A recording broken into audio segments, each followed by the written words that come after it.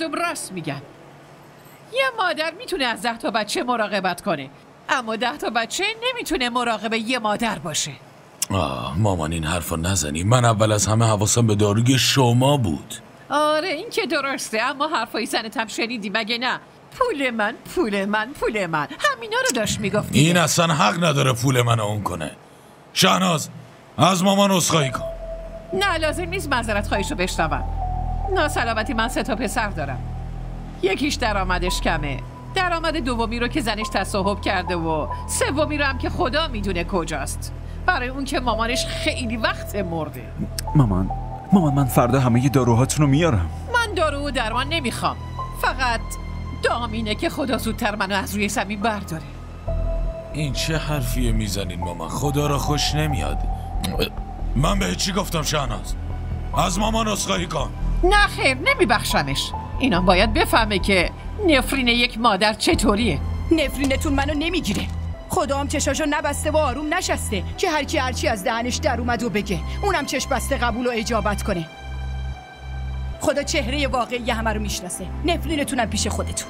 این چه بیادبیه؟ خب راست میگه. شنیدی؟ همه چیو شنیدی؟ دیدی زنه چه حرفایی بهم زد؟ لحن حرفاشو شنیدی؟ کافیه. من دیگه اینجا نمیمونم. مامان کجا میری؟ رضای خدا. مامان یه لحظه گوش بده. حالا مگه چی گفتم به همتون برخورده؟ داداش رسول لطفاً یه لحظه میکنم به من گوش کن. بذارین ببینم که از دستم راحت بشه. صبر کن من خودم درستش میکنم. مامان جان یه لحظه فشارت میره بالا عزیز من. کجا داری میری الان؟ دیگه جای من اینجا نیست. داروی شما مشکلی ندارم. من با رفتار این آقا مشکل دارم. برو کنار ببینم. کجا میخواین برین؟ برم کن. خواهش میکنم. برو کنار. مامان خواهش میکنم. کجا من آبجی راست میگه. اون از همه بیشتر مراقب سلامتی شماست. خواهش میکنم به حرفمون گوش کنید. بیرون در خونه نوشته است منزل رفعت. دقیقاً. از کجا میدونستم به وقت پیری خونه سالمندان رفتنی میشم؟ خدایا اگه صلاح تو همینه من چی بگم؟ مامان محض رضای خدا این چه حرفیه میزنید؟ مگه بهت نگفتم معذرت خواهی کنم؟ اصلا تو منو ببخش. من دارم حق بچه های تو رو میخورم مگه نه؟ ها این چه حرفیه عمه؟ موضوع اصلا بین داداش رسول و آبجی بود. شما الکی ناراحت آخه. من شدم مگه نه؟ بازم خوب شد امروز واقعیت برملا شد، وگرنه معلوم نبود پشتم چی میگفتی. قسم میخورم عمه اصلا اینطور نیست. براتون سوء تفاهم پیش اومد. مادر من از در این خونه بره بیرون، پس تو هم باید باربندی تو جمع کنی و بری. داداش یه لحظه وایس. دارین چیکار میکنین؟ یواشتر حرف بزنین، صداتون بیرون میره، همسایه‌ها میشنون. خب بذار بشنون. نه من بی سر و صدا و یواش از این خونه میرم. خب دیگه با اجازهتون من از این خونه میرم. خواهش میکنم. باید آروم باشی. اول رفتی وگرنه این روز رو میدیدی. آخه کجا میخواین بریم؟ اینو بدینش بریم. خواهش میکنم باید آروم باشی. آخه کجا میخوای بریم؟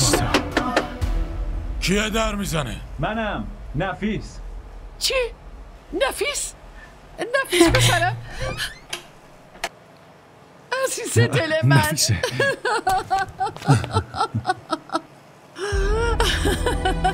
ببین مامانتو به چه روزی رسوندن. چی شده مامان؟ شما کجا داشتین میرفتین؟ اونم اینطوری؟ دیگه من توی این خونه اضافیم. اینا نمیتونن منو تحمل کنن. مامانتو برداشتن و بیرون انداختن. مامان جان از خدا بترس. این تفلک تازه از سفر اومده. بذار بیاد داخل. مامان حالتون بد میشه. بیا داخل. بیا تو این دخترم ببرین داخل. قربونت بشه بابا. ببرینش داخل. بس کنید مامان. چرا داری خودتو هلاک میکنی؟ اینم به گریه انداختی. ببین مامان حالتون بد میشه. گریه نکن مامان، بسه. داداش کاملا درست میگه. در ضمن الان اومدم.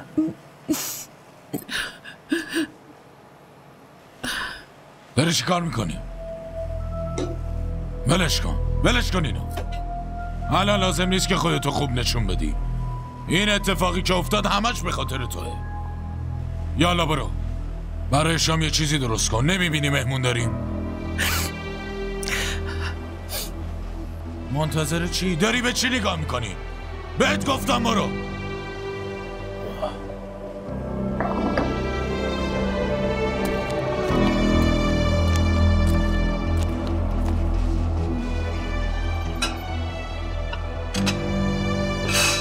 داداش نفیس چطور یهویی اومد؟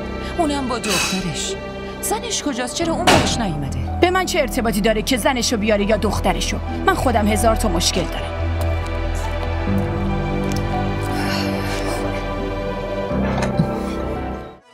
همراه ما باشید و فراموش نکنید که سابسکرایب کنید تا بهترین سریال ها را با دوبله فارسی از تلویزیون دیدی تیوی تماشا کنید.